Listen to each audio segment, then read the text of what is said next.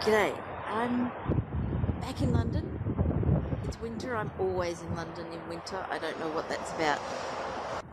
And I'm standing pretty much beneath Blackfriars railway bridge and looking at Puddle Dock. Puddle Dock doesn't look quite the same as it did during the Blitz, as Christopher Larkham in the Firewatcher Chronicles would have known it.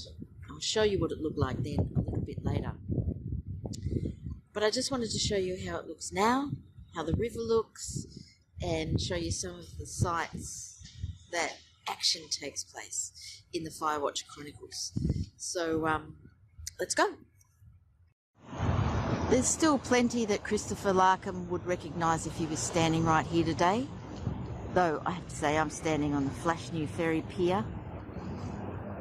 It's Blackfriars railway bridge and railway station there, and just beyond it you can see those red pillars. It's the old bridge, and just a little bit beyond that is the road bridge.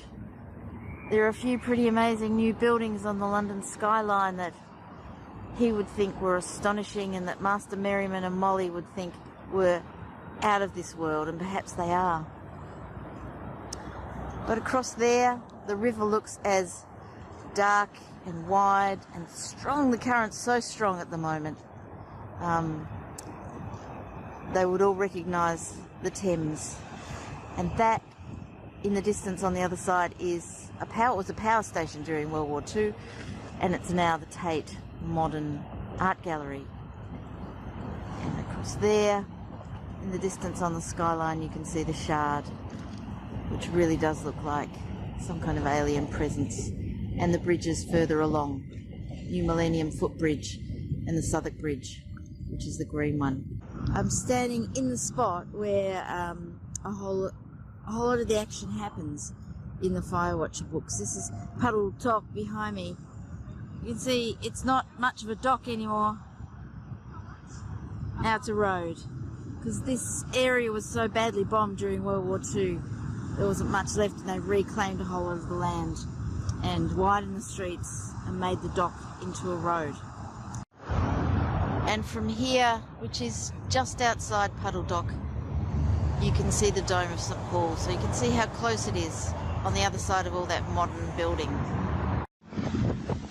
How gorgeous is this? This is the Blackfriars pub, just near Puddle Dock, which I've just had to work into the stories because it's just so beautiful. It's as beautiful inside. This is just to give you an idea of some of the tiny narrow lanes that Christopher runs through in various books. None of this area survived the Great Fire of London of 1666, but some of these buildings, as you can see, survived the Blitz, but many of them didn't. The Apothecaries Hall, rebuilt after the fire, the Great Fire of 1666. This is St Andrew's Hill, gorgeous old pub, 19th century pub. And up there is where I imagine the Firewatcher's post was. I just made it up though. You can see this world, you can see how it comes alive.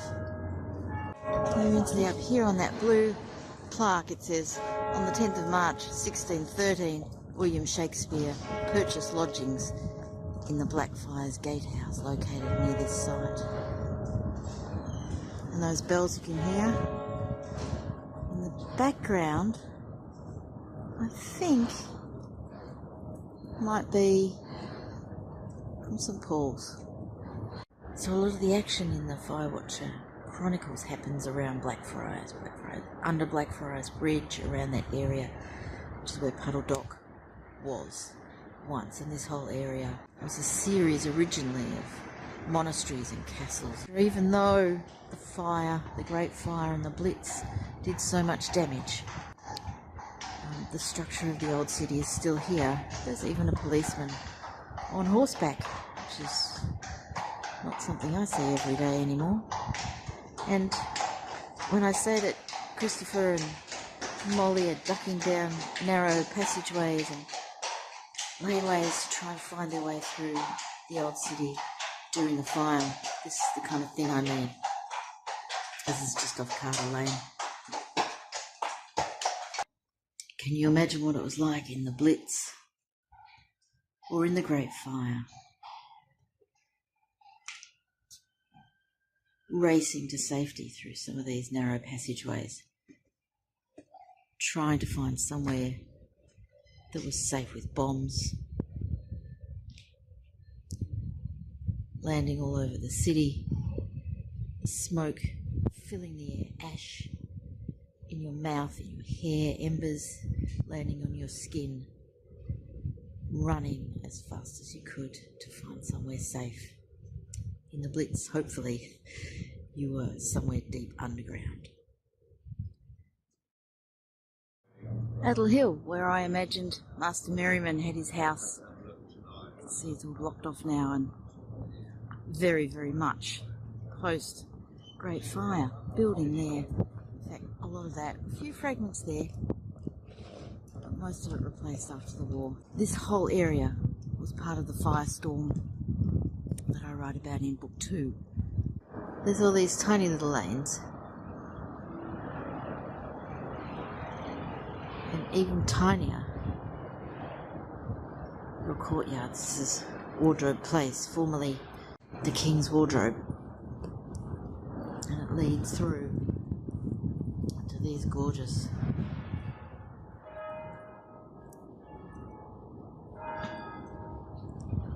say mostly Georgian houses. Actually, in the Great Fire, these laneways were even narrower. Shop fronts were closer, the alleys were narrower, and buildings weren't as high as these ones, but the second story jutted right out over the laneways, so that it almost covered you, almost obscured the sky. You could hardly see anything.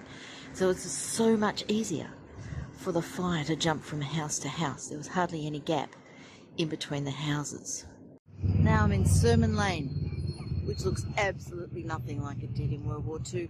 In fact, it looks completely different to how it looked just a couple of decades ago. It's all been widened for the millennial. But over there somewhere is where I've imagined Blowbladder's temple is. It's very fitting because right here I'm standing underneath the National Memorial to Firefighters, particularly for firefighters who died fighting the fires in World War II. And I'm going to bring you around this side so you can see. Oh, look at all those buses. On this side there's a special memorial to the women firefighters, like Mum in the Firewatcher Chronicles. And several of those names there, you'll see, are women who died fighting the fires in World War II. And if I turn around, there's St Paul's in all its glory, right there at the end of Sermon Lane, appropriately enough.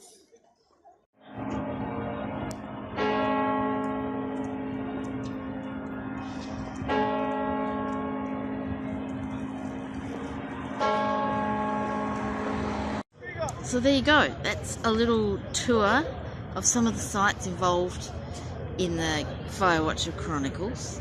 I'm trudging around them in the freezing cold, doing some last minute research before I finish drafting book 3.